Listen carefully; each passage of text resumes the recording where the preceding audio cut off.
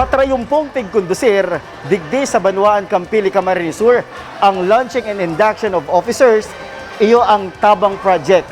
Sa panginginot man yan kang Naga College Foundation asin sa pakikipagtabangan kang opisina ni Congressman Gabby Bordado.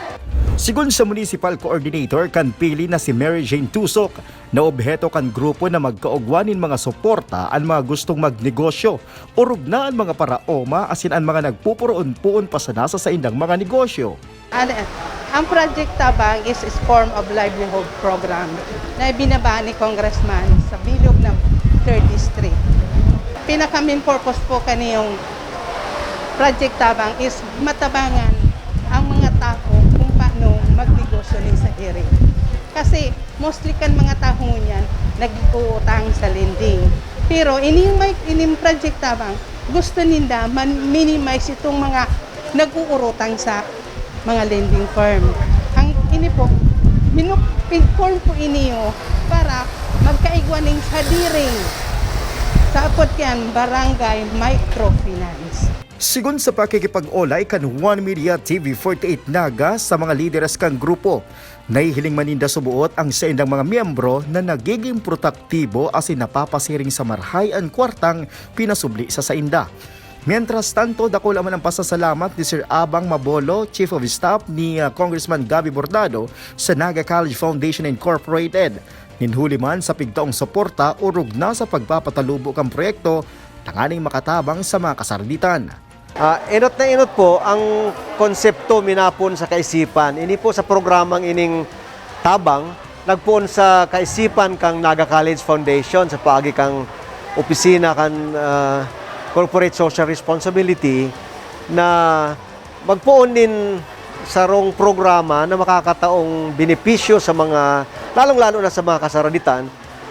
Paghalis sa kaisipan na iyan, kan sa tuyang presidente, kan sa tuyang namamayo kang Social Responsibility Office na si Rudy Baldimor, naging partner ang opisina ni Congressman Gabby Bordado. Ngunyan totoo na, from idea to reality, na makakaigwanin maray na benepisyo sa tuyang mga tao, lalo na mga rural workers, farmers, mga women's organizations. Na po nang taon niya na tulo digdi sa pili, dagos-dagos na po ini, ang karahayan kaya na pagtubod ta na napunan, makakaulakit sa mas takol na tao. Sa kagabsan man, naging marhay ang dalagan kang programa asin piglalaoman man, nalugod kadakol pa ang makatabang asin matabangan kang nasambitan ng programa sa bilog na Camarines Sur. Sa araw po kay Naga College Foundation, Center for Corporate Social Responsibility. So, kanya po nainumsad tamang po giraray ang sa hinahalat na launching and induction of officers kan tabang project. So, ini po sarong ni pagtatarabangan kang opisina ka ni Kong Gabby Bordado si Naga College. Kasi nagpapasalamat po kita sa nadagos ng kanya na project as aktibidad.